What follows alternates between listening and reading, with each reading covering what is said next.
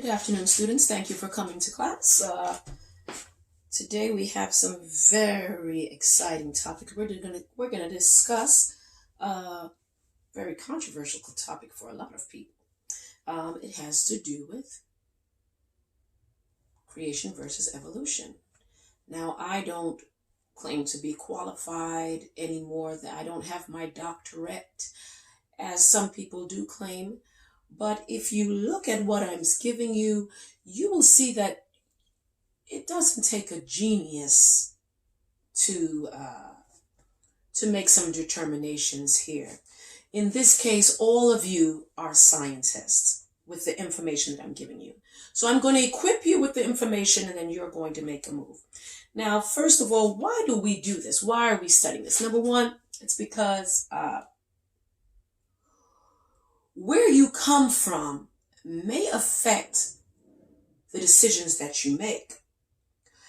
Where you believe we came from and why you do what you do some of your reasoning for why you do what you do may have a lot to do with where you believe you came from.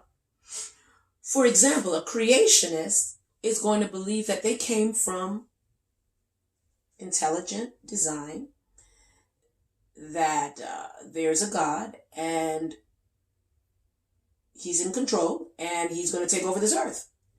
So decisions we make would be affected if somebody's in charge. Now,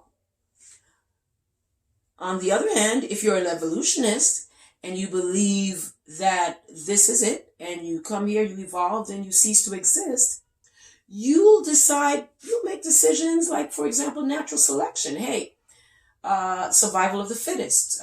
You may make decisions that may decide, well, what difference does it make? You survive, you don't, you live your life the way you want to, you make your own rules, you do what you have to do to survive. Whatever feels good, you do. There's a lot of different things you'll do based on that. So let's just get into it, and then you'll understand. So we hope you will make a decision based on what you understand. Now, okay, here we go. So now, what is science? Science is systematic knowledge derived from observable study. You could go online, you can find out a definition for yourself. That is science. You don't need a degree for that. Next. What are science laws? What are science laws? Just allow me to go to the page.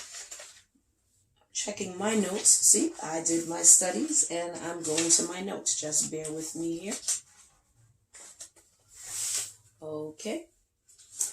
Science laws are statements based on repeated experiments or observations that describe or predict a range of natural phenomena. Science laws are statements based on repeated experiments or observations that describe or predict a range of natural phenomena. For example, Kepler's law, laws of conservation, the law of entropy. These are all science laws based on repeated experiments that prove these laws. You understand? Okay, so we understand what laws are. What is the scientific theory? A theory often seeks to synthesize, blend in a body of evidence, like a whole bunch of evidence put together, or observations of a particular phenomenon. Okay? So an example of a theory is, what's an example of a theory? I can't think of any right now. You could think of one and maybe you could send it to me. You could send it when you subscribe, send a message to me and we can discuss that further. Okay, now, in order for you to observe, you have to do experiments. So let's go into the scientific method of studying things and coming up with the laws and the theories and why we say something is scientific. It's because you come up with a hypothesis, you test the premise, and then you find or do not find empirical evidence and come up with a conclusion. So if you come up with a hypothesis and then there's information that proves it, then you can make your theory or make a law, or you should go against it. All right. So now let's let science do what it does. All right. Okay. So again, we're visiting creation and evolution. So let's go further. We already know why it's important for us to understand this. And now let's go into it. Evidences. So now creationists believe in that this earth is 6,000 years old. They believe it's a young earth. Do they have proof? Okay. One of the proofs they're giving us here is that the moon. We all know the moon, how far it is from the earth. You have telescopes, you have things you can observe that. Okay. They're saying that the moon has a magnetic field. And as a result of the magnetic field, it pulls things to it. Even though it's that far away, it pulls things. That's why the tide moves up in the night, because the moon's magnetic pull pulls it. Okay?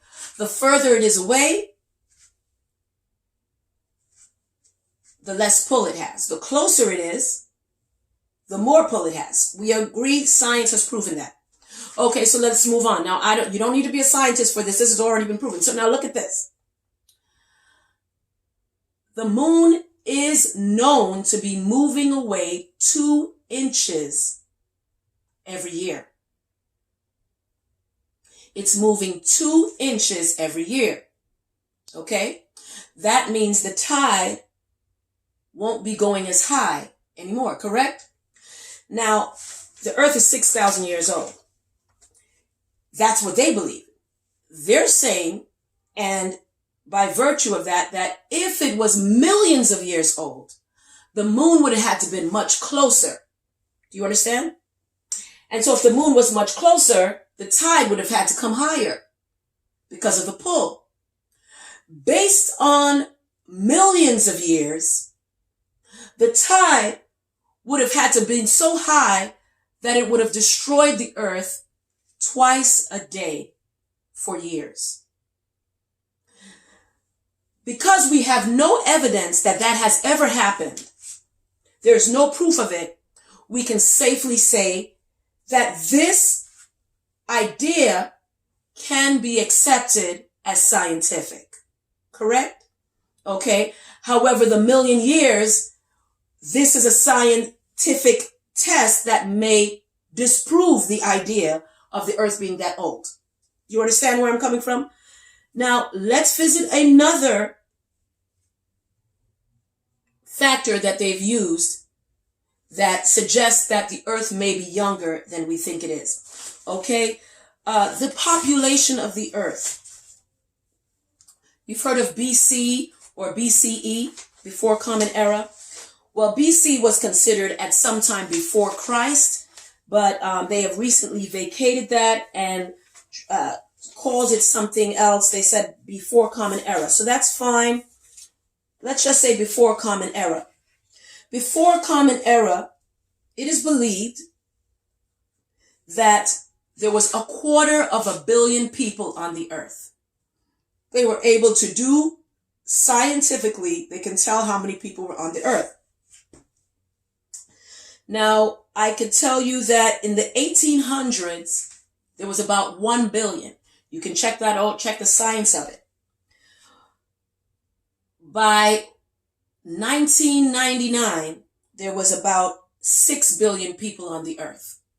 Okay? So let's just say 2,000 years, we got 6 billion people in 2,000 years. If it takes 2,000 years to get 6 billion people, and this earth is millions of years old, shouldn't there be more people on the earth. Actually, if we do the math, there should be about 150,000 people per square inch of this earth. That is another proof that they have used to prove evolution. May need to be revisited, some of their philosophies with regards to this earth being as old as they're suggesting and we existing that long. Thank you for paying attention to this part. We will continue in the next video. Thank you.